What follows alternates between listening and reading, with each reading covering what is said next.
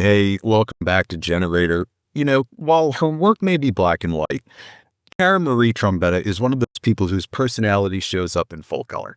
Whether you're hanging out with her in person, attending one of her workshops, or just looking at her incredible self-portraits online.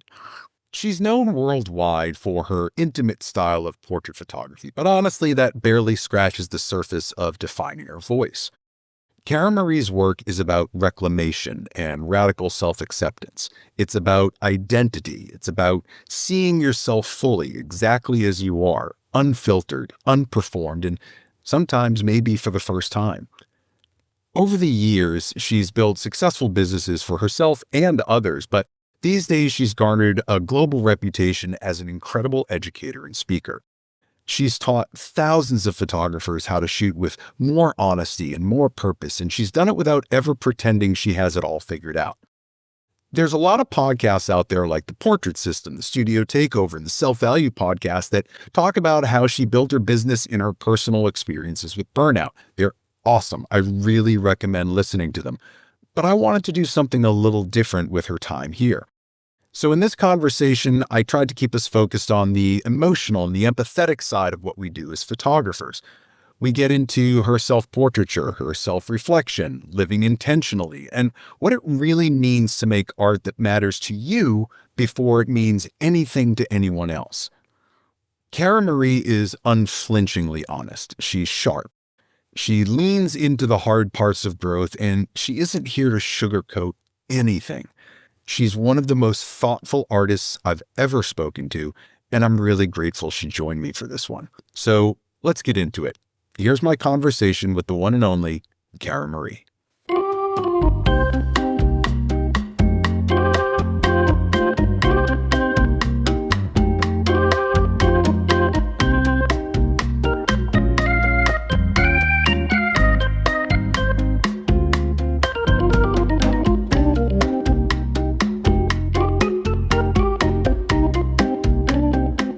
This is what it is. I don't do anything formal. You'll find that along the way.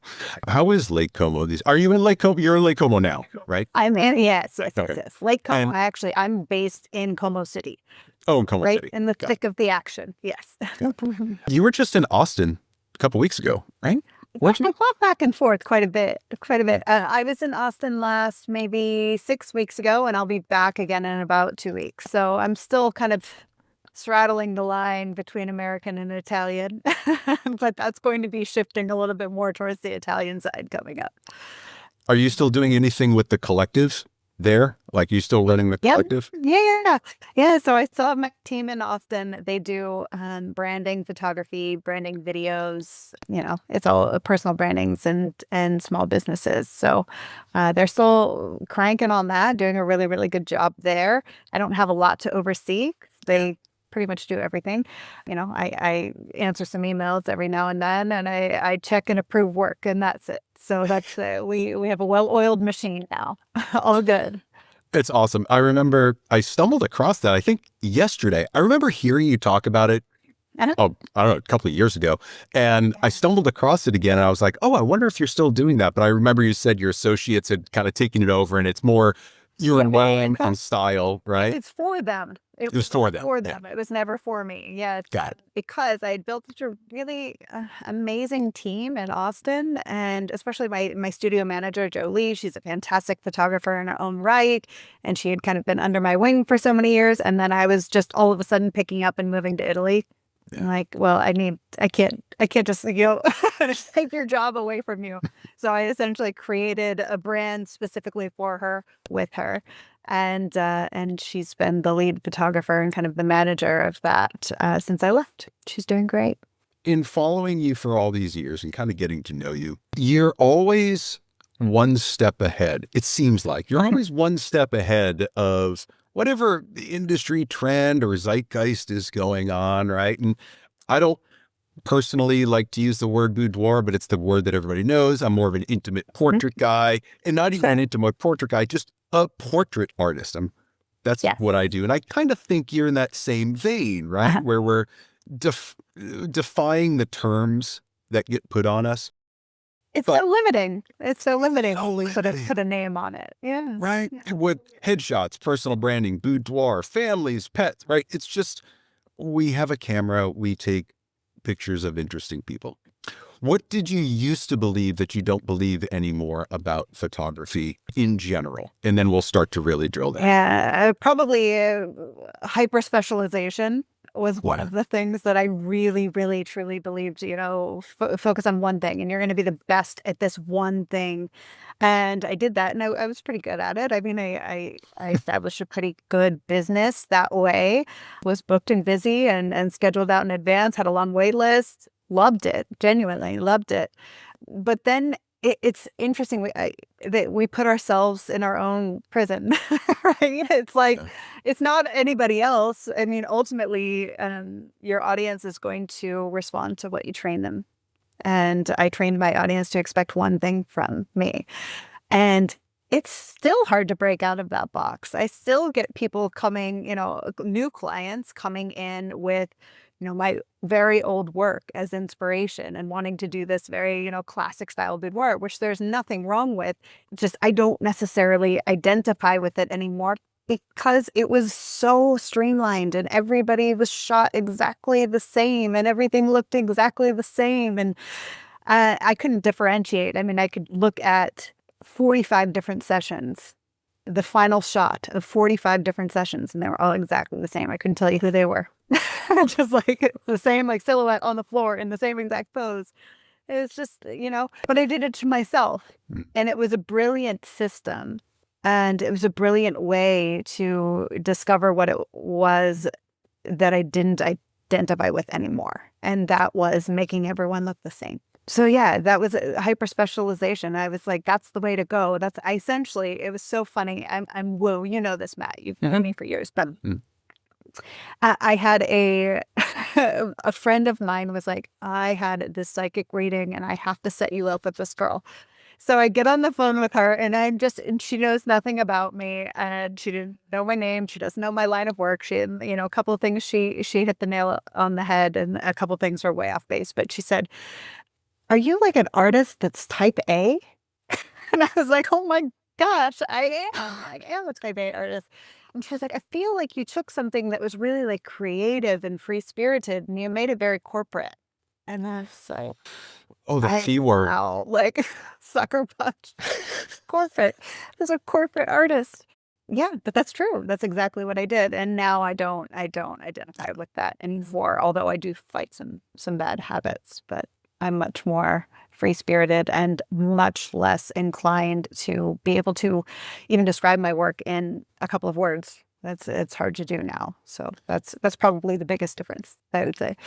It really is. And it's why I truly, truly enjoy looking at what you do, because there's stylistically this voice, but it's never the same, right? And which is the antithesis to what you were just talking about.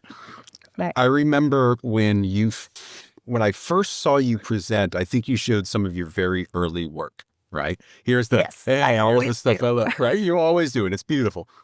It's beautiful because you share it. When was the last time that you looked at your more recent work and felt that same level of discomfort that you felt about your early work? Does that come up a lot? Yeah. Always. It's always been that way for me though.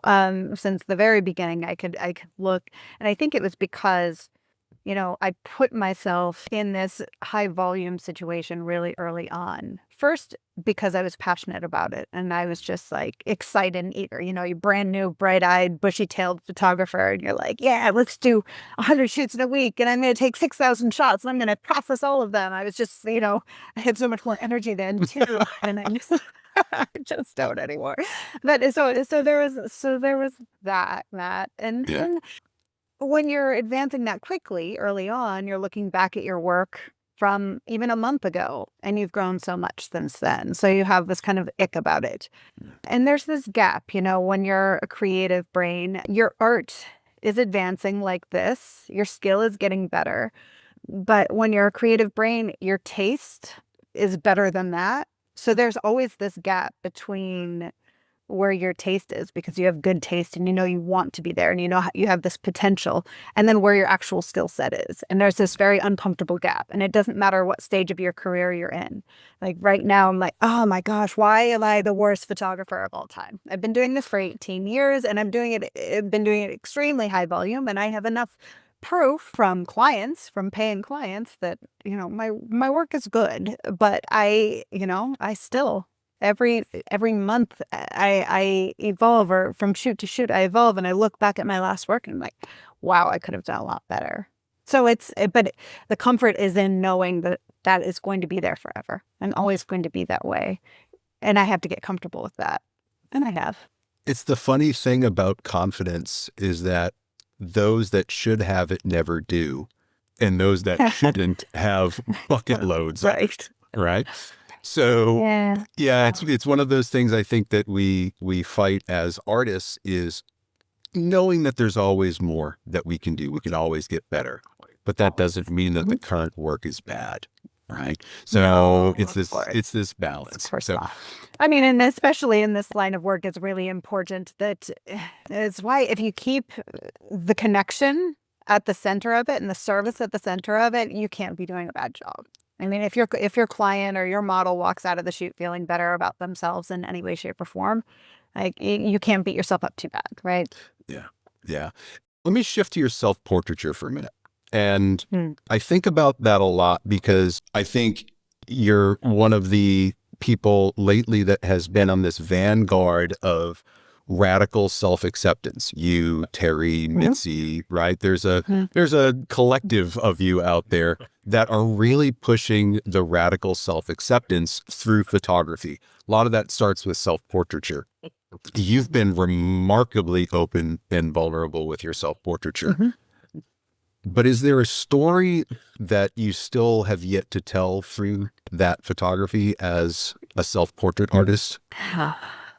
I think yes, probably so, but it's not a romantic reason or a poetic reason by any means. It's merely practical. So, like genuinely, because I'm a bit of a lazy photographer as well. And because I have this problem with the contrived, like I never want to overly set up a shot. I never would, because that takes away from the authenticity of it for me. And that's part of what makes my self-portraits, I think, so relatable to my clients and people that see them, is they look very effortless, I think. Yeah.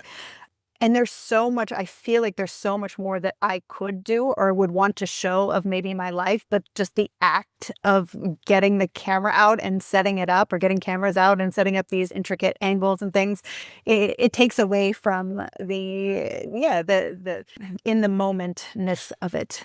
So I think, yes, that's probably the biggest thing, is that I would want to show more of my life and show more of the mistakes and show more of the like really hard days. But it's like, see these Instagram influencers sometimes like weeping on their reels. It's like, well, I mean, you did take the time to set up your camera and hit the button and then choose some music for it. And so it's not, it takes away from that. So I think I still need to come to some sort, maybe decide on a day where I'm going to set up 3 or 4 cameras to like remotely fire. Right. Just go about my business. I think that could be an option for me. But yeah, I think as far as choosing some sort of theme or choosing some sort of message, uh, no, not yet. There's just nothing that I'm feeling really pulled to do, and I never want to force anything. What do you see in your self-portraits now that you wouldn't have seen a couple of years ago? Mm. It's really fascinating to me to look at each self-portrait and know exactly where I was in my head at that time. I've had so many self-portraits in the early days of kind of like forced sensuality. I was a quintessential boudoir photographer, I had the lingerie and the heels and the like booty pop and and Photoshop and all of that. And in my head at the time, I was projecting confidence. This is a confident person. But I look back at those and I see like, what really, wow, I just wasn't. it's not that I was insecure. I don't believe that I've really ever been super insecure in who I am, but I just didn't know her all the way yet. You know, I was still young and still maturing, and I still hopefully will continue to do so as I age. But it's like, you know, your entire life is a relationship with yourself, and you're getting to know yourself, and you're courting yourself, and you're understanding who you are, and learning to accept and embrace each chapter of yourself. Yeah, so I can look back at the immature nature of where my head was at in those earlier images. And I would have not seen that back then. I just thought, wow, this is a great boudoir photo, you know? Yeah. It's that progression from sex appeal to self-confidence. Yeah. Right? Yeah. And this, as you grow and age and get a little bit wiser, a little bit more experience, a little bit more settled with self, that the things that we thought were important kind of fall away. And Yeah. it's bringing out that real part of you. I don't like using the word authentic anymore, right? But I know. it's all that realness of you. It's like empowerment. It's been Right. said, hasn't it? Yeah. But no, you're absolutely right about that. I think it's really interesting to look at, you know, there's a lot of movements that come out with photography and with trends and things, and they kind of get beat to death and lose their meaning. And for me, it became really crazy that I had to project such, you know, sensuality, sexuality. And I thought, like, of course, you know, we can be sexy and sensual beings, but we're so much more than just that. So just screaming that, hey, look at me, look at these curves, look at this, look at it just seemed so shallow. There's so much more. There's so much more to a person. So yeah, I mean, as I've aged and gotten more experienced in both the industry and photography, you know, like it seemed like I was really doing a disservice to myself, to women, to all of my clients, to my entire audience for just narrowly defining, you know, what beauty looks like. I think when people do self-portraits, they feel like they need to put everything out in the world. I did this, therefore you all need to see it. That's not really the case. Sometimes we do things just for ourselves. Yeah. Is there a version of you in photos that no one else sees? You know, it's interesting. Having been in front of other photographers' cameras, it's interesting the way that I'm discovering that I'm seen by other people, because to me, I have such a clear picture of who I am. And I'm just very, not contrived is probably the most pressing of that when I'm is at least aesthetically presenting. And I find that when other photographers are capturing me, it's in this way, like they're doing this thing where they're, you know, glamming me up or sexing me up or making me, you know, Barbie or, you know, whatever. So for me is when I put my own self-portraits out, I know that, you know, that was a very real moment, and that I'm not crazily, you know, photoshopped. I'm not doing anything, especially now, you know, any wild poses or, you know, elaborate setups, and at all. I mean, it's pretty janky, the kind of the kinds of setups that I do. I mean, my camera is never on a tripod, ever, ever, ever. It's like propped on something ridiculous and probably pretty dangerously. But yeah, I mean, I think my thing, Matt, is that I just really don't want to have to scream a message out every time I share something. Self-portraits or client images. I like to tell stories. I think stories are really important to tell, but I don't want to, you know, I'm not going to stand up with a megaphone and scream about one tiny little facet of someone, you know. Fantastic body positivity moment. Great. Everybody love them, their bodies. Everybody be more accepting of the fact that there is a very wide array of bodies. That's fantastic. But if I'm posting an image of someone, I'm not saying, hey, look at her body. I don't do that for anyone. Why would I, you know, I don't want to narrowly define myself, my work, or any of my clients for that matter. So I don't remember what the initial question was. I probably got way off track there. It's fine. You're saying, you know, you don't want to scream these things about yourself. And that kind of triggered in my mind. What are the things that you say to yourself in the studio when you're doing these things that no one else can hear but you? What does that self-talk sound like? Is it negative? Is it positive? Yeah. It's nothing. Unimpressive. It's nothing. No, yeah, it's unimpressive. It's really, and I know like that's not the best answer to give. I wish Yeah. it was something more profound, but it's really not. I mean, honestly, it's like, like I kind of swallowed a bug, or like it's nothing profound. And I'm not, I don't have these like cathartic moments while I'm shooting very often myself. I'm not a like, oh, okay, I'm really gonna capture this angst right now. I'm really gonna. I don't do that. I put on like whatever music I'm feeling in the mood for. That's really important to me. So if I'm feeling angsty, I'll put on angsty music. If I'm feeling, poetic, I'll put on, I don't know, Florence and the Machine, something like that. Yeah. I let the music set the tone. I set my camera settings accordingly. Like, is this going to be dark and moody? Is this going to be bright and airy? Is this going to be blurry? 9 times out of 10, yes.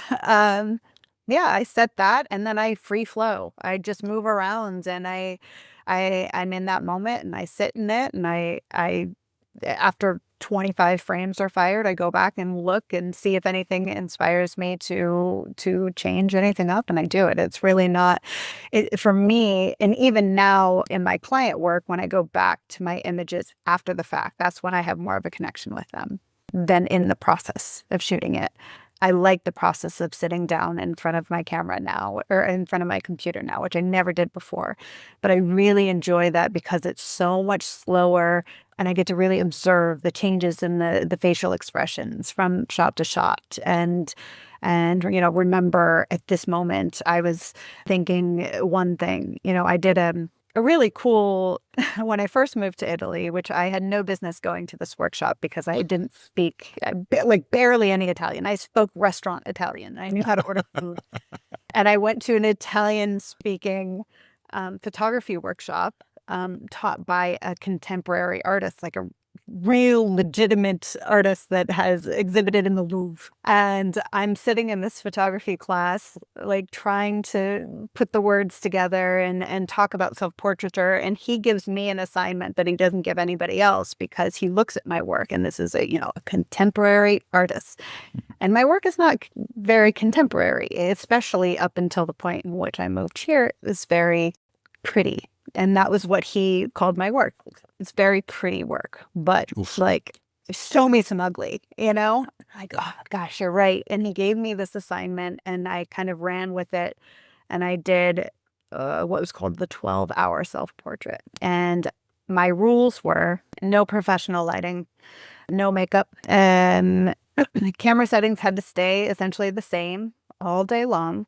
And the camera was going to fire once every 15 minutes and take a picture of me. And it was meant to show kind of, the progression of being tired throughout the day or what you look like, how you look different throughout the day. And I had a skylight above me so you could kind of see in the shots as the daylight came and went. I'm like, this is so lame. This is so boring.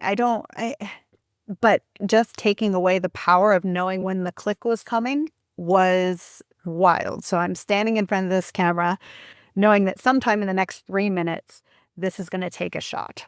As soon as it does, I write down what I was thinking when that shot was fired. Had no idea what was going to happen with this, but here I am, like looking like a drowned rat. I mean, it started at 6 o'clock in the morning and it went all the way, 8 a.m. until 8 p.m. every 15 minutes. And I was exhausted just standing there. It was exhausting. And I saw, the bags under my eyes get deeper and I saw, the bloodshot come in. And at one point I was like chewing on a piece of chocolate when the shot fired. And looking at the shots afterwards, you can see it in my eyes. You can see that I'm like, I'm revived a little bit. And the final shot, I was laughing hysterically because I was just delirious, really just, it's finally over. It's finally over. That was a really powerful, I thought that it was such a lame assignment. I just didn't get it. I'm like, how boring is this? Who's going to want to see this? But when you put it together with the thoughts that were coming through my head, you can really tell. I mean, you can read the little journal entries and look at shot number 15 and see that they go together. And that's a really powerful thing when you're looking at your self-portraits and knowing where your head was at that time. Very cool. Very cool. So I like that process better, the after the fact, than the during the fact. I'm just not profound during the shoot. I'm not. The journaling aspect is something that I never really thought about doing. When I'm doing anything personal for myself when I'm photographing anything in the studio or doing self-portraits. I've never thought about journaling it down. I'm always like you, I'm in my head. Yeah. Oh, that's going to be an interesting shot. They just caught me picking my nose or, and Yeah. I really like that it affected you that much. I know a lot of clients when they go to a professional or, a real high-end professional like yourself, they often come away saying, you've changed the way that I see myself. Mm. You've changed how I view myself. Do you bear any responsibility in that? Or do you feel like you're just a conduit to them seeing themselves? Like, is there any responsibility that you manage? Yes. Yes, absolutely. Because as we know, you can put a camera in anyone's hand and they can take a picture of you, and it can change the way you see about yourself, but not in a good way. There is a lot of responsibility that I hold, and that I give myself credit for in that transaction. And that is giving people the permission to just be themselves. I don't build in hair and makeup services anymore. And I talk about that greatly with my clients before they have their shoot. I don't require crazy wardrobe. Like, everything is just very stripped down and real, because I want to show every person that's in front of my camera that they don't need a makeover transformation in order to be photographed and to see themselves as beautiful. And what's changed a lot about my work is that, I spend so much time now sitting down before a shot is fired, before I even take the camera out and show it to them, talking to people. Where are you at with your relationship with yourself, with your body, with how you see yourself in photographs? What sides of you do you want to be portrayed in this photo shoot? What do you love about yourself that you wish you saw more often, or you need to be reminded about more often? I have these really personal conversations and get a little bit like woo, and it's not for everybody. A lot of people want that. They want the makeover transformation. They want the Photoshop. And there is certainly a market for all of that. But I really make an effort to take a lot of time and get really close with my clients beforehand, understand what it is, because I don't want to decide for them how they should be seen. Mm-hmm. I really want to know what they want to see in themselves. And I tape a lot more candids now, those outtakes in between shots. And those are always the ones that people are like, oh my gosh, I've never seen it before, but I look like my mother, or I look like my grandmother who's passed away, or for the first time I'm seeing my kids. Usually they say, my kids look like my husband, but this is the first time that I've seen my kids in me.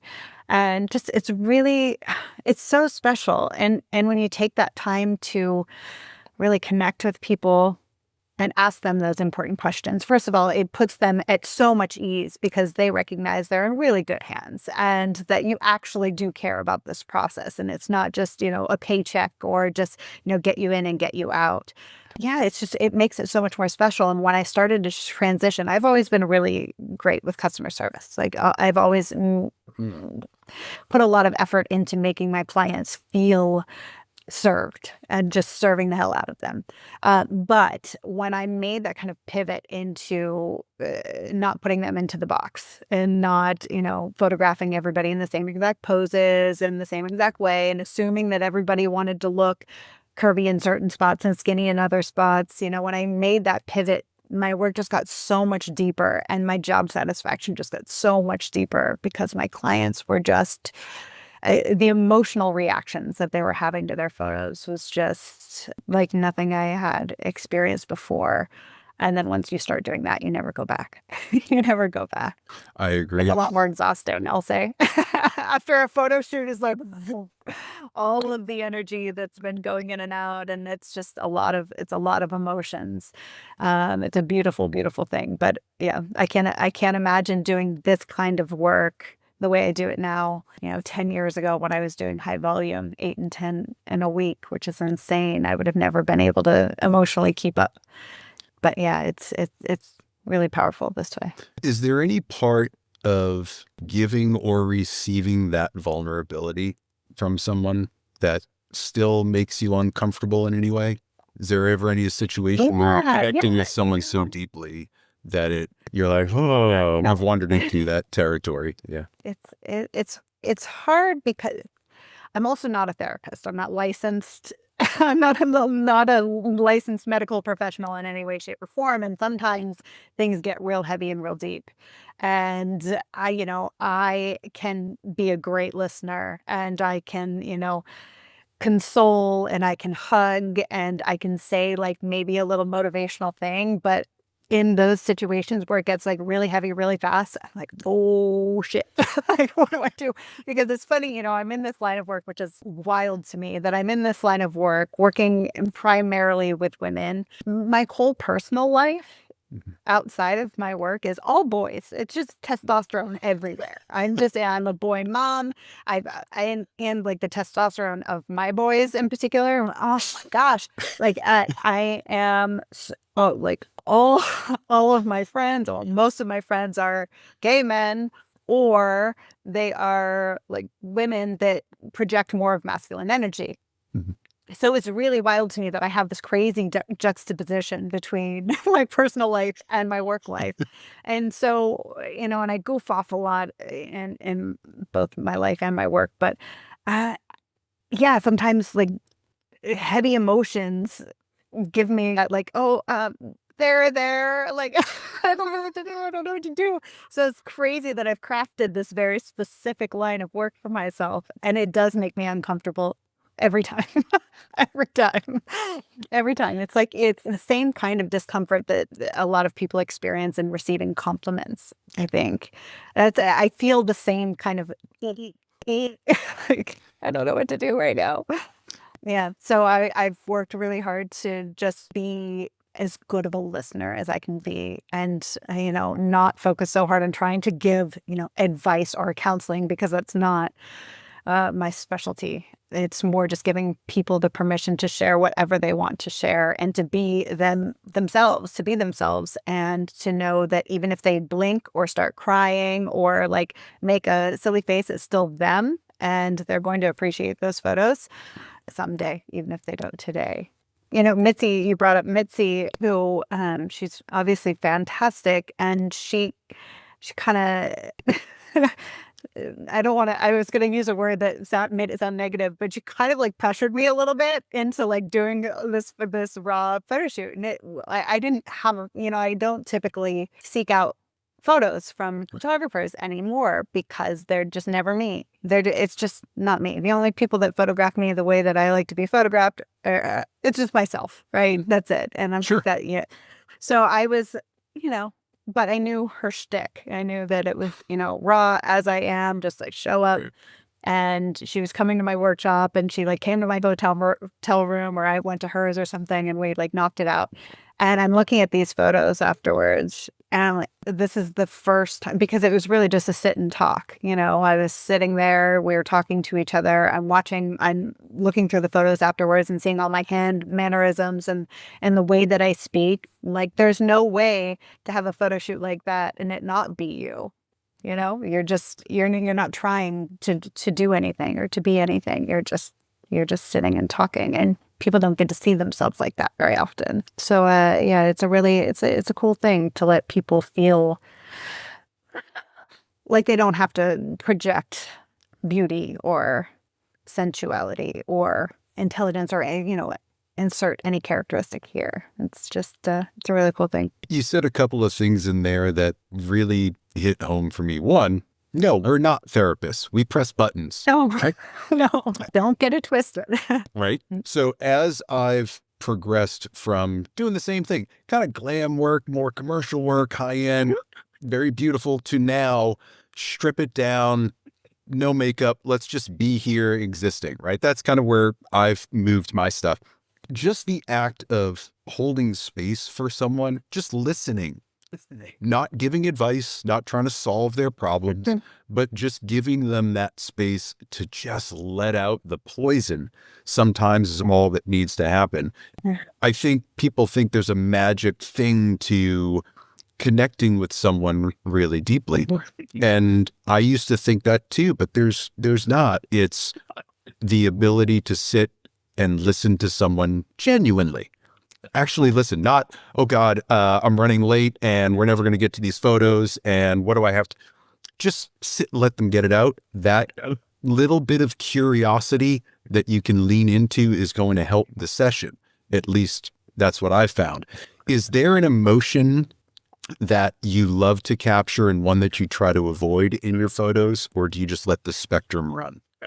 I let the spectrum run, but I will say I absolutely love like authentic laughter, like real, like if somebody just like loses it and just, like that kind of laughter. Oh, I love it so much. And that is which is so funny too, because, I do a lot of like confidence work and Right. power portraits and these kinds of things, which is important to get, and putting people into these strong, confident, power poses genuinely, it physiologically changes them. It does build confidence. It increases their testosterone. It decreases their cortisol levels.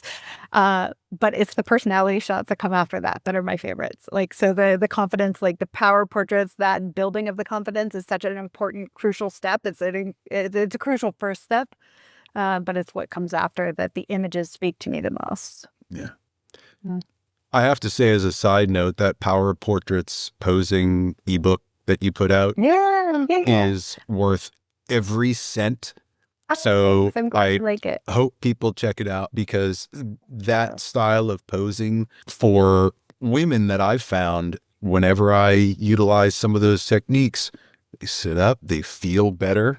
And there really is just a shift in total attitude, no matter what. Even if it's just a few 100%. poses playing at the end, there is a absolute shift that is palpable.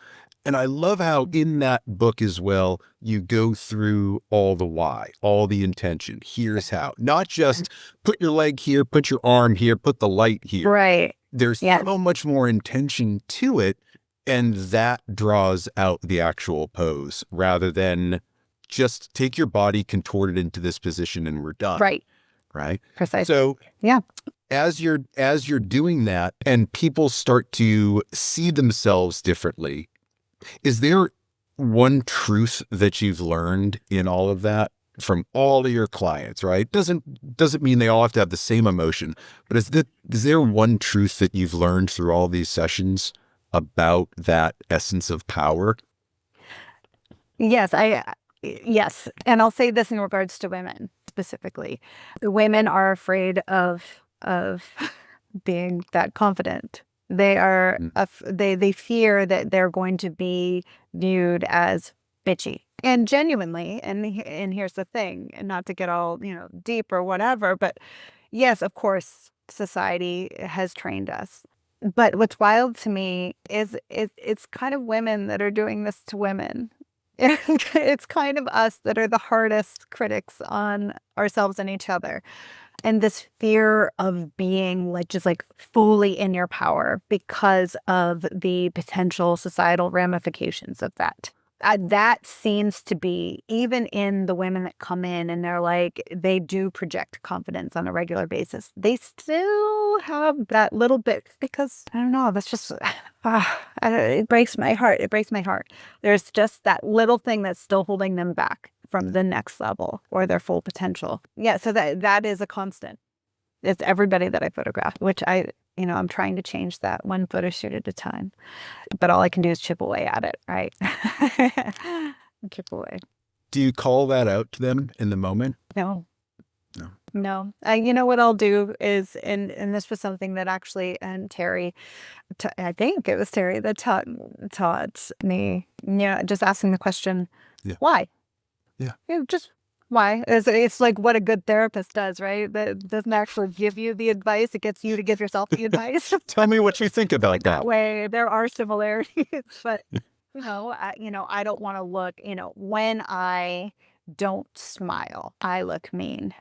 Why do you think that is? Why do you think you look mean? Do you think that you like to see photos of yourself smiling more than not smiling? Yeah, definitely. Okay, why? So it's just asking the question and getting them a little uncomfortable for a second, and then recognizing that, okay, perhaps it's okay if I don't smile for every single picture. Just exploring it. It's like an exercise, right? We're flexing muscles and just exploring ideas that challenge us a little bit. And I think that's really important to do.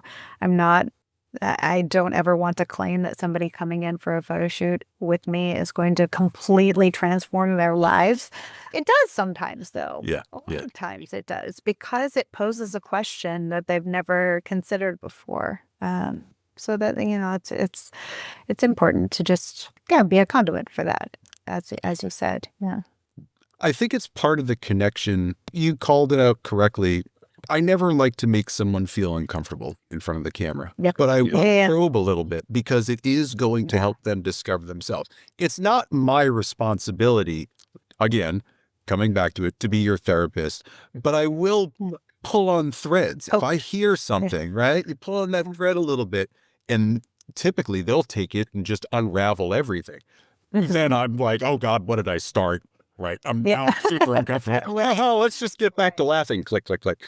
So, but I think there is a part in almost every shoot where you do cross that threshold into understanding the person more. Maybe why they were a little bit more hesitant. Maybe why they are potentially overacting or putting a mask on, right? You start to understand people. That little bit of empathy I take into every subsequent shoot. Say, I don't know what they're going through up here, so let me just try to understand them the best that I can. It's really good to start to lay that groundwork before the photo shoot as well. I found when, I've always had kind of a heavy questionnaire for my clients before their photo shoot, but now it's really, talk to me about your relationship with your body. I give them like a drop down box first. So it's just like, okay, where am I at? Do I hey, you're dancing naked in front of the mirror all the time? Like, you look great, which is almost nobody that I photograph with.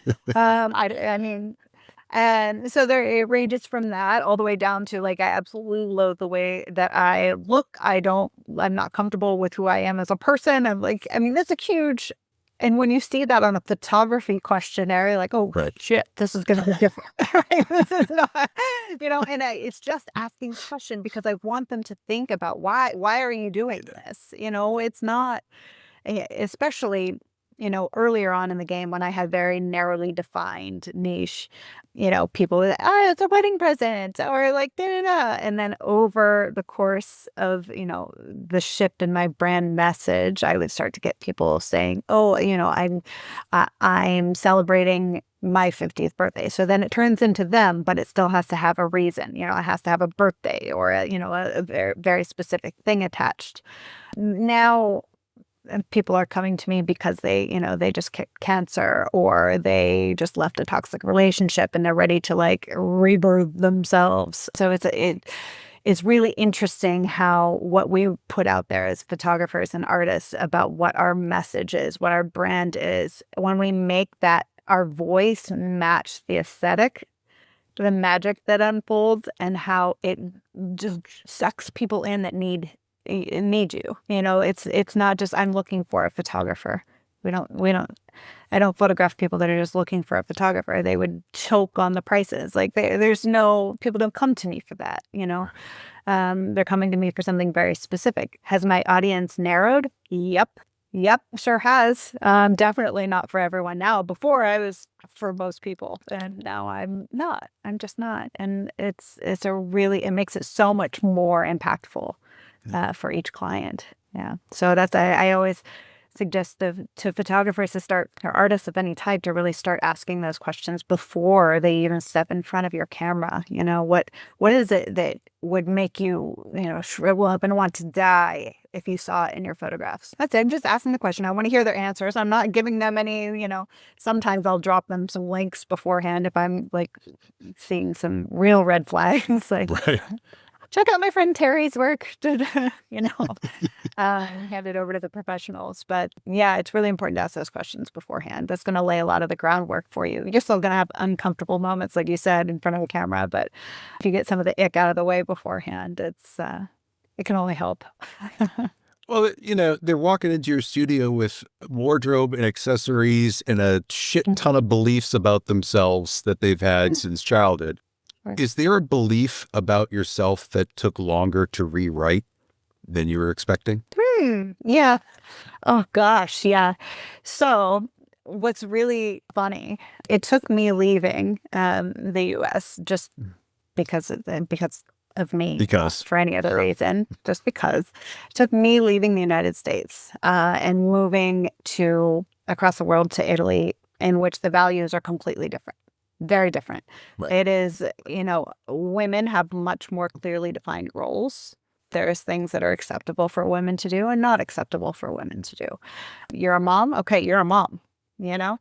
And when I first moved here, I was so resistant to that. And I'm like, I'm going to bring, my card carrying feminism to this country. And I'm going to spread this and I was so I had a chip on my shoulder about it. And I leaned so hard into, I want to be a career woman. I want to build this corporate art business for myself. I leaned so hard into that I really sacrificed so much of my softness and my femininity, honestly. I had a friend here that's very, very intuitive. She does a lot of body work and breath work and things like that. And she was like the first person to ever tell me, well, you have penis envy. And I was like, what do you mean? What are you talking about? Which all of my friends know that I draw little penises and everything, just like a 12-year-old boy. Like I'm not. And she's like, well, you very obviously have been just projecting this, you've been trying really hard to be masculine. It's not necessarily a thing that comes naturally to you, or didn't. And now you've leaned so hard into it that it's really hard for you to embrace your softer side and your more feminine side. And I say that in air quotes because everyone has masculine and feminine energy in different amounts, right? Agreed. I leaned so hard in, and then I got here and I'm having a really hard time. I mean, less and less, it's getting easier, but not fixing all of my value onto what I've built and what I've created, other than, my family and my boys. And that was a really radical shift for me. And it didn't come without some kicking and screaming. I mean, it was really hard. And I went into this kind of spiral of, I was thinking I knew exactly who I was. I know who I am. I know exactly who I am. And then I got here, and then the work part of me was dissolved for a little while. I very intentionally took a step back for 2 years, really, and just focused on, assimilating to this new culture. And that is like, okay, you're a woman, so you're a mom, and you're going to be at school drop off and pick up in every play and every soccer game and which I always did that before. I always had my laptop with me. And I would burn the candle at both ends, and I was miserable. So, detaching from all of that and losing that fixation on productivity and how much money my studio is generating and all of my accomplishments that had nothing to do with who I was as a person, really. That was it was wild. I'm on this, and I'm not done. I'm still working on it, but it's been so beautiful to all of a sudden, I told my husband, poor thing, my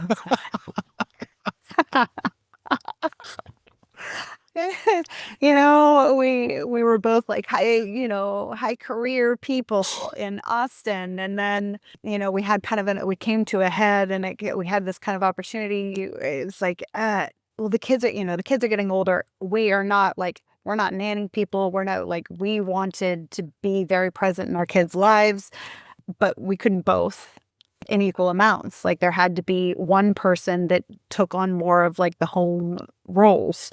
Sure. And I demanded that was him. Demanded it.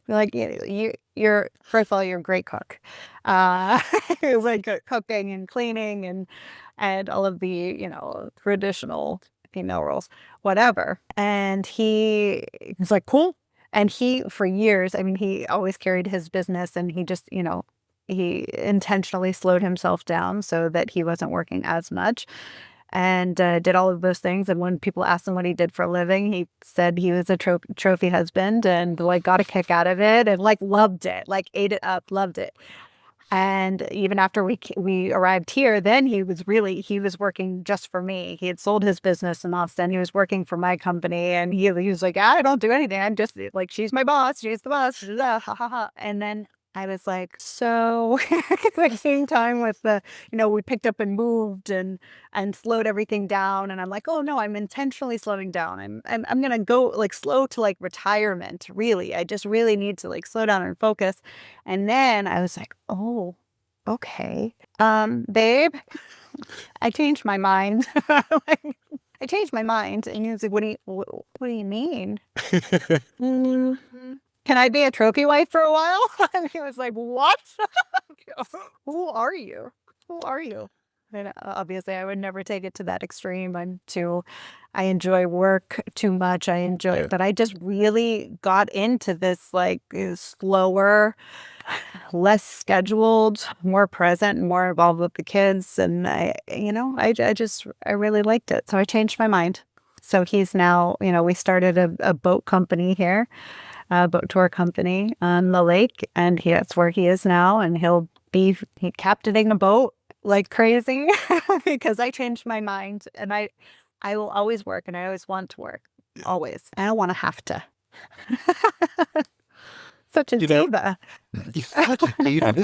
This is what everyone says about you. I've read it everywhere. It's very hard to deal with. Really diva-esque. Right? Green M&Ms only, that sort of thing.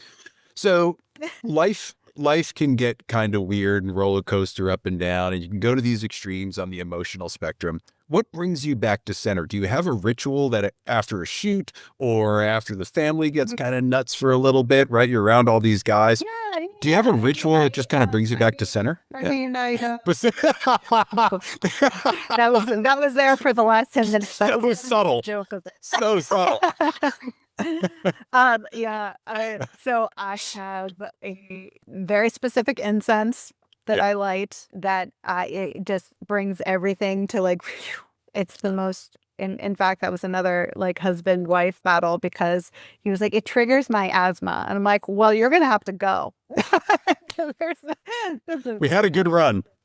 Yeah, right. That I have a very specific incense that I burn, and it's so funny because at all of my workshops, no matter where in the world, it's like travel with it. And people I used to burn it in my studio. It's like signature scent, but that is always what it just, that scent kind of brings me back. Also being in nature, like going for a walk in the woods is the most powerful drug. It's just wild how that just chills you out. You leave your camera, you leave your phone, you're just walking in the woods. It's a beautiful thing. So those are the things that are just, nothing else exists in the world when those things happen.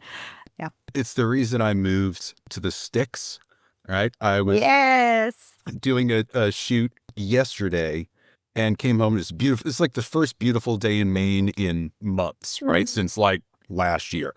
And so it was about 75 degrees yesterday, and I was out and I was working in the yard and flew the drone a little bit and just wanted to get some top-down views of where I am because there's like 100 undeveloped acres all around me. So I'm literally in the middle of the forest, in the sticks, right?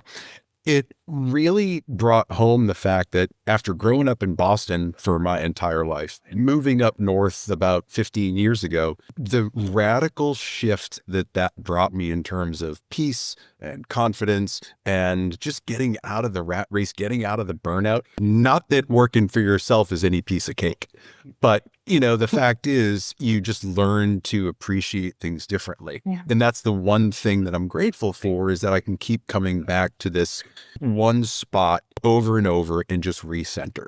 And you've talked about that 7%. I remember you talking about it in your customer service workshop about how you can make your space more inviting and how it can center yourself and center your clients. And I remember you talking about your signature set. Yeah.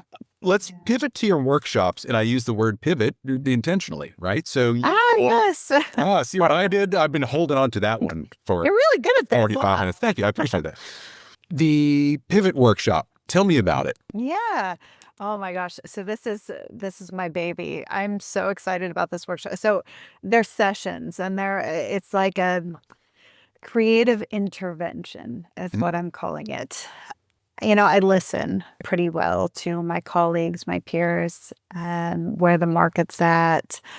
And there's certain things that I'm qualified to speak on and certain things that I absolutely am not. And I will never speak or teach on anything that I'm not qualified to do so, which is really frustrating for a lot of my students because we'll be in a workshop and they'll be like, can you, okay, so if my F stop is this, and I'm like, whoa, whoa, whoa. Slow down, slow down. No, what's happening right now, people are freaked out.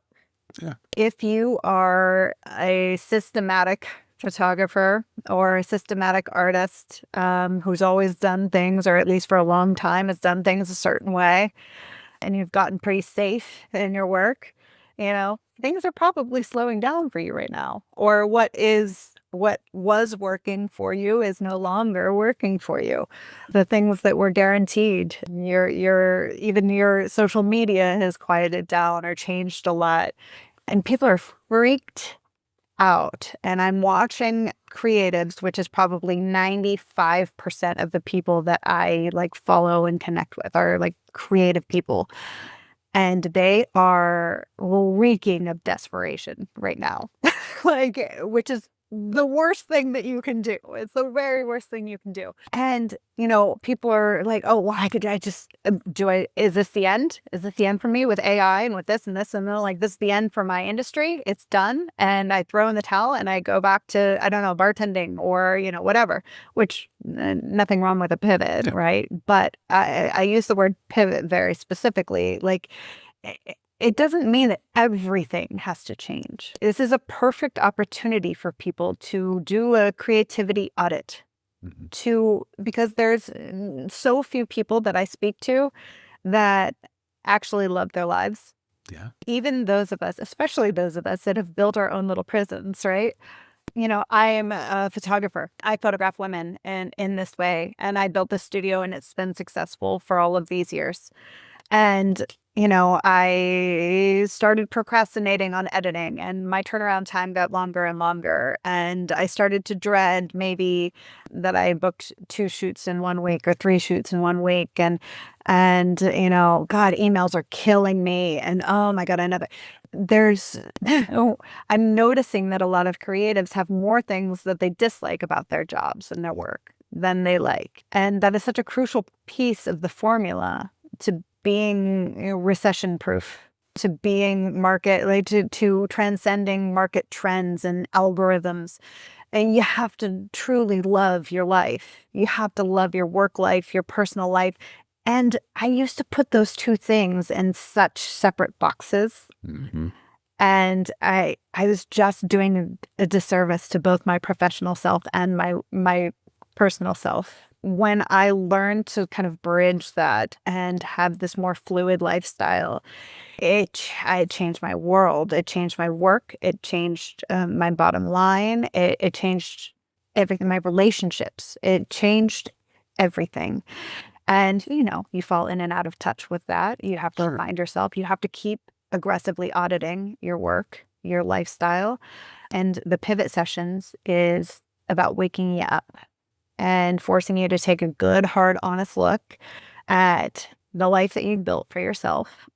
Everyone's like, I ask people, what do you like to do? Well, I just love going for walks. I just love being outside in nature. Cool. How often do you do that? Well, and there's 100 different excuses, I like to, but maybe really when it boils down to it, maybe only once every 3 weeks or so. Why are you not doing that every single day? Oh, well, I couldn't possibly. Well, why not? So it's really forcing you to take a look at, for me, I got into my car, and this is in Austin. I woke up at 4:14 a.m., 4:14 a.m. Don't know why. got up, got ready, got to like all my meal preps into containers and got the kids up and got them off to the bus stop and got in my car and drove to my studio before rush hour while the sun was still down because I didn't want to sit in rush hour traffic. And then my work days extended because I was avoiding the traffic. And then I would get in my car and I would, drive to a gym where I would pay an exorbitant amount of money to move my body. and this is a very normal American thing, Sure, right? absolutely. We have gym memberships and we go and we which is great. Yeah, take care of your health and your body for sure. But maybe we start moving a little bit throughout the day. Maybe, maybe we make an effort to, walk around the block a couple of times because it actually makes us happier. Physiologically, it makes us happier. It's better for us than, walking on a treadmill in a gym. And you have to do what you have to do. Absolutely. But we keep putting ourselves in these prisons. And then before we know it, we don't recognize our lives and we're not doing anything that lights us up anymore. You don't have to pick up and move across the world. I did because I was that habitual about my terrible, terrible habits. But doing so, kind of shaking up your world, even if you force yourself to do it for 2 weeks time, where you write yourself a brand new lifestyle. Like you, top to bottom, from the moment you wake up until the moment you go to sleep, what is your dream lifestyle? Are you living that right now?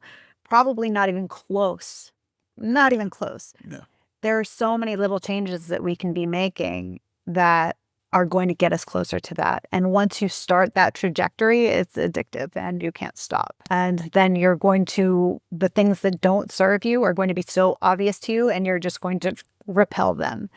It's a beautiful thing. And I want to keep helping. I've been working really closely with my mentorship students on this. I've been sprinkling this content in over the last 4 years Sure. of my workshops. And it's always been so kind of eye-opening for the people there because they're like, most of them started following me when I was, at the peak of my burnout. And they're like, how do I get to have 10 photo shoots a week? Teach me how to be booked. Teach me how to be booked. So I have these same people that have been following this trajectory of me coming into my workshops and I'm like slapping them across the face, not literally. Like my lawyer told me I can't do that anymore. Those damn restraining orders. They're really waking them up to the fact that I'm not living the life that lights me up and makes me a better person for myself, for my partner, for my kids. I'm making myself sick and it's nobody's fault but my own. Kids are no excuse. In fact, that is your excuse to change your life. And so this workshop it's 2 very intense sessions and they're independent of each other. You can come to just one or both. They're 2.5 hours and it is a in your face, you are actually going to go through your life and nitpick it. And then we're going to build back in, what do you want your work to say? What do you want your work to be? Now, how do we create a life around that? And so I am really I can't wait for it. I've had the content written it's been done, which this is not me. Usually I'm refining. It's been done. And I'm like, should I do another one sooner? I'm ready to do it. It's going to help creatives that are feeling really, really stuck and scared right now to change all of the things that aren't serving them and actually be hopeful about the future because their life and their work is going to start working for them and not against them. And you're not going to have to worry as much about, as humans, it's our human nature. We're always going to be a little bit worried, especially in today's political climate. We don't know what's going on, but or we do, and that's what scares us. But it is really powerful when you really dial in on yourself, what lights you up, because your personal peace and the domino effect that has a game changer for everyone that's in your life. It's not just for you. It's for your family. It's for your best friends. When they see that you're living like this, they want to know how. They want to do it. They want to be able to offer that same kind of light in the world. Yeah. Domino effect is a beautiful thing. So I'm really excited to continue to help photographers, especially photographers who are just in complete code red panic mode right now.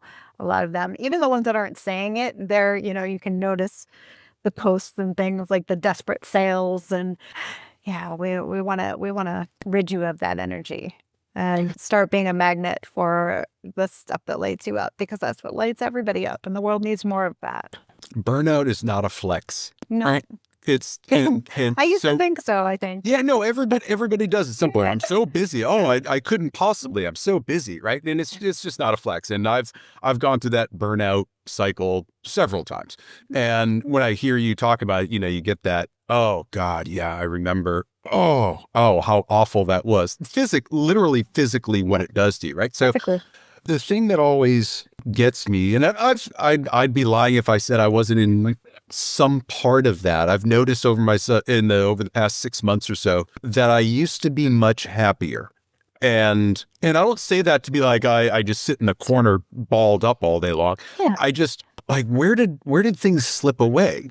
I don't necessarily feel the desperation from a business standpoint, but something's out of balance, out of harmony.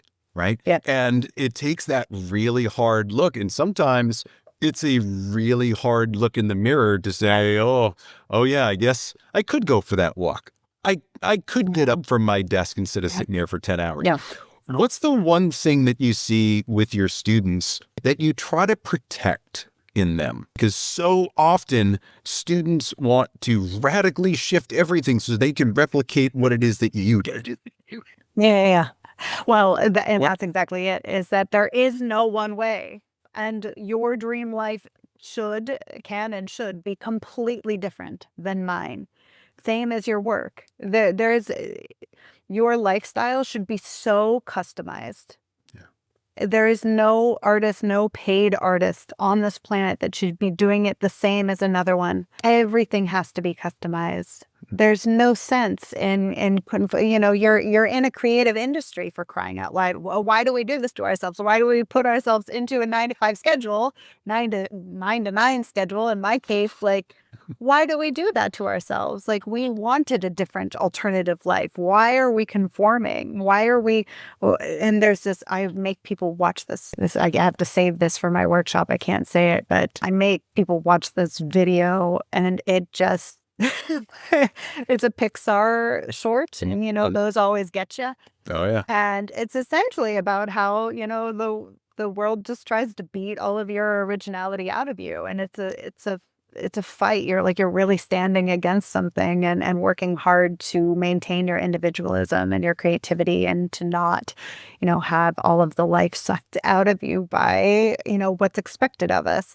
But it is just a mindset shift. It is. And that's another one of those cliches that just change your mindset. Oh, is it that easy? Just be happy, would you? Well, just be happy. Just like as my husband always likes to say, relax. Oh, relax. Okay. I'm sorry he's no longer with us. Right. Threw him overboard. He's getting better about that. Is there a piece of advice that you used to give your students that you don't anymore because you no longer believe it? It was really just the system, I think, that I was teaching. Yeah. Yeah. I think it was more like the schedule. I used to kind of preach the schedule. And I didn't say that it had to look a certain way. Yeah. Like, you have a schedule for yourself so that you stay committed and you stay. And I understand why I said that. But now that I've seen the other side of things, yeah, so much better. And for women especially, we operate on a very different cycle. So every week of the month looks different for our hormones. And, this week I need to be in the sun and doing nothing. Next week is my productivity week. And learning how to honor those ebbs and flows is so powerful. And such a beautiful thing for just general life satisfaction, and for productivity, and for creativity, and for your relationships with others. So that's probably the biggest, is like moving away from this. Okay, I'm going to do, every day at 10 a.m. I'm going to do this thing. And then every day at 3 p.m. I'm going to do this thing. Like that is just, it's impractical, first of all, but it's really doing us a disservice. And it can very easily backfire, especially for women. I've heard Sue Bryce talk about, the daily ritual that you have for self-value, right? You're just grounding yourself. Yes. But she says the same thing. There is no one way to do it. There's no one set time. Just being active doesn't mean you have to go to the gym and be on a treadmill. Just move your body if you need to move your body, right? So I think that just the act of calling it out to people and giving them permission. God, all these phrases I know. I hate using, right? Overused, right? It's true. But just highlighting to people that all the heavens, all the hells are inside of them and they can choose what they want, right? So what's something that you see in new photographers that you wish you still had? Is there something that you admire in new photographers? Energy. Sobriety, energy. I don't think that's just new photographers. It's just, young photographers. It changes over the years. Energy. But in more seriousness, I will say the ignorance. Yeah. Because when you don't know the rules yet, I would look at my early work and at the time that I shot it, I'm like, wow. Like I just started this. I can't even believe how incredible I am at this. So that, like, blind ignorance and confidence, like, absolutely. But it was such a beautiful thing because what happened to my work, even though at that point it was technically horrendous, like, absolutely. But then I got to be a better photographer and my shit got boring, like boring. And even later into my career, even like 12 to 13 years into my career, then I tapped into a different audience. Like, my audience changed when I got brought into kind of the Portrait Masters stage, and I had the opportunity to speak on that platform. And myself, who thinks always that I'm not susceptible to trends or my environment, and I'm not susceptible to my work started to shift a bit, and it got a little bit more like glamour. And I'm like, why is this happening? Oh, because that's everything around me. I didn't think that would happen to me, So, and then I started to learn, proper Photoshop techniques and like all of the like correct ways to light and do things. And my work month by month got more and more, less and less me, and more just like, pretty box. And I lost myself. Then I started studying, which is so type A of me, studying creativity. And I'm serious. I need to do creativity perfectly. I started researching creativity. It's true. And when I did that, I'm like, okay, I've got to really like restructure and things and start to forget the rules. Like, the rules, they always say, like, you got to learn the rules so you know how to break them. And I actually disagree. I don't think you need to learn them. I don't think you should ever learn them. Like, really, I mean, as long as you're being a good person and you consent, learn those rules. But when it comes to art and photography, and like, no, you go with feeling, you go with the vibe, you go with what makes you like feel something. And like, if there's something you want to learn how to do, learn how to do it. Like, go seek out. There's so much information out there. Learn how to be the best, the best audio guy, or learn whatever you want to learn. Absolutely. But learn it because you want to learn it and you want to get better at that. Don't learn it because that's what you're supposed to do. Because while you're learning the things that you're supposed to do, you're forgetting all of the things that make you you. And there's just not enough bandwidth in there to handle all of that. And your work will start to get boring. So it's important to, like, I think, unfortunately, or maybe fortunately, it is part of the process of being an artist. Is like, I had no idea what I'm doing and my work is so good and I'm awesome, to, okay, I guess I don't know everything. And okay, look, I'm learning more. I still hate my work, by the way. I'm learning more, but it's starting to look like it could be anybody's. And that was when I realized that my work, to me, lost so much unique individualism that was like dropping me into like frigid, like a cold plunge. I'm like, nope, absolutely not. Get me out of here. So yeah. The rules, man. Rules will get you every time. Don't be boring. Well, I've seen, as I go to different workshops over the years, I love learning. I love learning from as many people as I can learn from. Because Exactly. I take a little bit from here and a little bit from there. Yeah.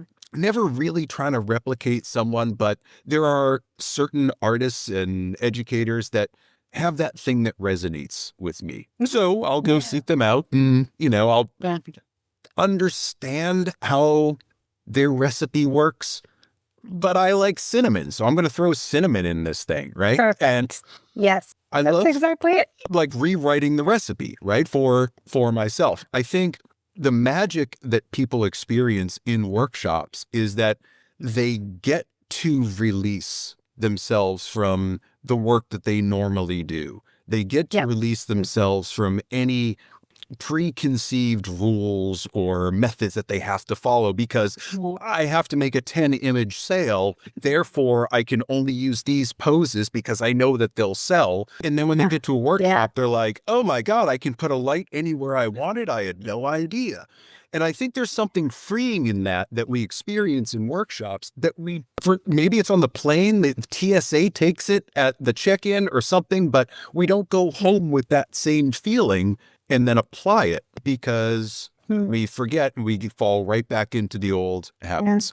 Well, it's really, I mean, you're so right. You're so right. It's interesting when people come into my workshops, because they get a little wide-eyed, because I'm like, I don't want, even if it's a photo shoot workshop, a shooting workshop, and we're all photographing the same model on the same set, your image better look different than yours. It doesn't need to look, you have so many different elements at play here. Your perspective, your camera settings, your own personal style. Like, are you shooting from the floor and shooting up? Are you shooting through fabric? I want everybody's images to look different, because, when you go to workshops, which are so important to do, because the community, first of all, like when you're an artist, you're more likely to be a little bit of a shut-in, as we are, right?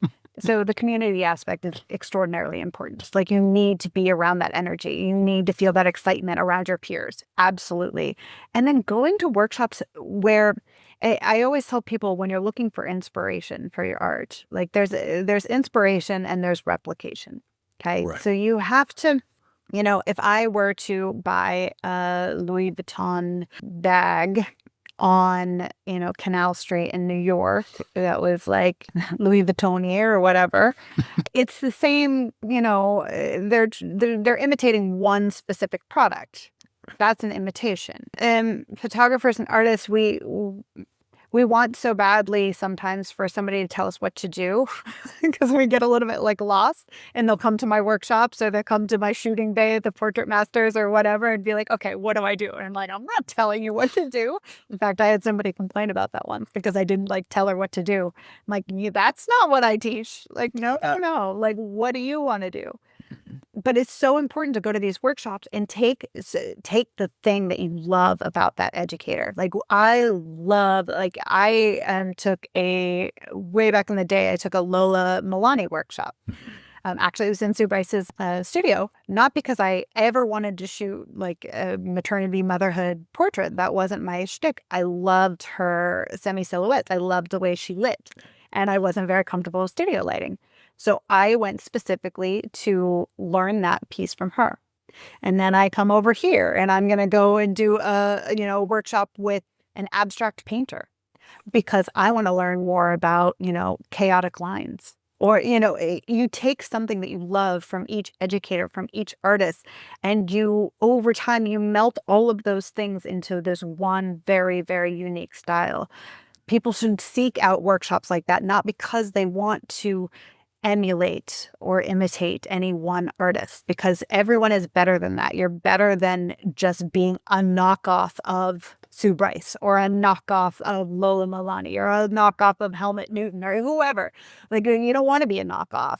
You take pieces of wisdom that all of these people have to share, and they're so generous with that information. You eat it all up, and then you add the cinnamon, and then the paprika, And then you shake it up in a martini shaker and pour it over ice or whatever. It's aperitivo time here. I'm like, I know I'm cutting into, It's limoncello o'clock. Yeah, exactly. Yeah, let's start landing the plane so you can start doing shots. Everything you just said is really important. I've noticed that people that speak very well, that are eloquent, that have a vocabulary, you can tell that they've read a lot of books over the years. Yes. Correct. People that have a distinctive photographic style, I believe, have better visual literacy than other folks that want to just replicate. So whenever somebody, asks me, how do I set this up? Unless they have literally no idea what they're doing, I'll often say, well, what is it that you're after? What do you see right here? What image do you see right here? Let's help you make that, because that'll be yours, not mine. So when people start to understand that they can pull from all of these parts of their lives and all the things that they've seen, the Helmut Newton books and the Ian Leibowitz books, and make it their own recipe, their own little goulash of visuals, I think that's where people finally become the photographer that they want to be. But we're also human, and we forget to do that from time to time. Sure. Wait, I'm sorry. Are you that people actually get to the point where they're happy with? I think so. It might be on their deathbed. Photographer that they want to be. Yeah. Yeah. No, I think you do. I think you finally get to a point where you're like, I give zero fucks anymore what people think about my work, and I am just doing I hear me. Okay. Because while I vacillate between, I like my work, I hate my work, I like my work, I hate my work. Yes. There was this point, I'd say a year or two ago, where I realized that I was only trying to take pictures to impress my other photographer friends. I wasn't doing anything anymore that made me feel good. And I looked at my feed, and I looked at who I was associating with, and I looked at my clients, and I said, none of these is driving me. I was lying to my clients insofar as like, this is all the work I do, but it just didn't feel genuinely me. I was lying to my photographer friends because I was saying, look how good I am, but it wasn't the voice that I wanted to project. Yeah. And I was lying to myself that this is the work that I'm supposed to be doing, and that this is what's going to bring me happiness. And when I finally shifted that, I became more creative. I started to like doing the work more, right? I took that radical, hard look at myself. Absolutely. And it was painful, and it's hard. Because, not niching down, but you lose clients, you lose friends, you lose this as you singularly focus on what it is that you want to bring to the world. For sure. As people attend workshops, learn from you, learn from Sue or Jerry or Terry or Mitzi or anybody. I think you have to go in with some level of intention about what it is that you want to take away. A little bit of pre-thought. What is it that I want to take from this, right? And I learned that, everything, I think I own everything of yours. And but the customer service class was very eye-opening for me, because it made me look at my process. So thank you for that. I just publicly want to thank you for changing the way that I see it. Thank you. You changed my life. You're responsible. No, not going there. But it did act as a catalyst to me looking hard at the way that I did things. Good. As you move forward, as you pivot, as you start to get in front of people and you're doing this and holding up the mirror to them, where do you find the point where you extract? Where do you say, all right, now you can walk on your own 2 feet, go? What is that thing you look for in them? The second that they're completely honest is really like a good thing. Then that's all I'm trying to get. I'm not trying to instill in you that your work should be X, Y, or Z. I'm not trying to instill in you that your work should say a certain thing. I'm not like, there is infinite numbers of ways to do anything. I want you to get to the point where you're actually telling yourself some truth. And a lot of people don't realize that they're being dishonest with themselves. I think they've played a narrative so hard in their head for so long that they, just start to believe it, right? Yeah, so that's the moment. It's when you've actually assessed who you are, what you want your work to say, actually, what you want to, because I'm a women's empowerment photographer. Okay, and what else?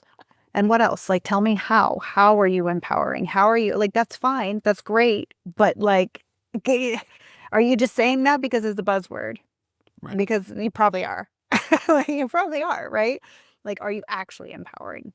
How are you doing so? And then how are you doing so and making it yours? Creatively, artistically, your brand message. How is everything completely customized and tailored?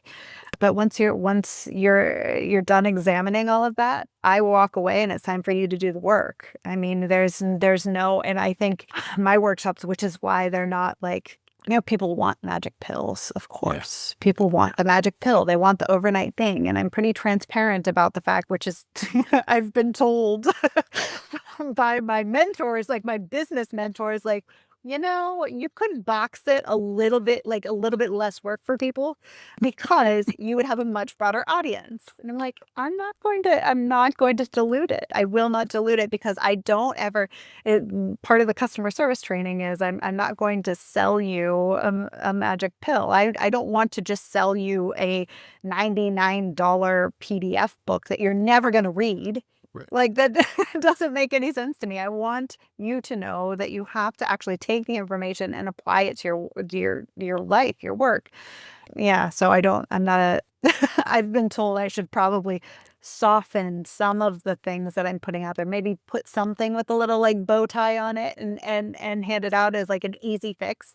The closest I got to that was presets, and like, that's it. That's the closest one button thing you're ever going to get from me. Everything else is going to require you to do some work because that's where the good juice is. That's where things get really good for you. And I actually want that for people. I never wanted to be an educator just to, because that's what you do as a photographer that's been in the industry for 10 years. I never wanted that. I actually wanted it to be a help and a guide to people and actually elicit some good change. And yeah, so that's what we're going to keep doing. And I'll walk away when you're being honest with yourself. And the rest is on you. The country-sized populations of people that you have helped would absolutely scream from mountaintops that they get it and they wouldn't have you any other way. I got one last question for you. So what is one thing that I didn't ask you that you've been dying to tell someone about? Oh my gosh. I got nothing, Matt. Perfect. That's perfect. I drew everything out of you. Go back very much. No, you're a highly efficient interviewer. Let's get this thing done. Perfect. Seriously, I love the conversations. I love the messaging, and I truly believe that without it becoming a trend, this is where the photography industry really needs to go, is relaxing the pressure, feeling a bit more individualistic. And you're a lighthouse with that philosophy. And I really, really appreciate everything you do for everyone. You're an amazing person, and I cannot thank you enough for everything that you do. Oh, thank you, Matt. It's truly, genuinely my pleasure. Having conversations like this is so important, not just because we're shut-ins and we need this face-to-face, but it's really important to open this dialogue for artists, because it's important to know that you're certainly not alone in these weird things that we all go through, these prisons that we put ourselves in. If nothing else, I'm an open book and always happy to help and share my vulnerabilities and my fuck ups with everyone, so they feel a little bit better about themselves. But yeah, it's all about this, and the connection and the desire to just be better and put better out into the world. I appreciate you so much. I'll talk to you soon. Okay. Appreciate you. Thank you. You got it.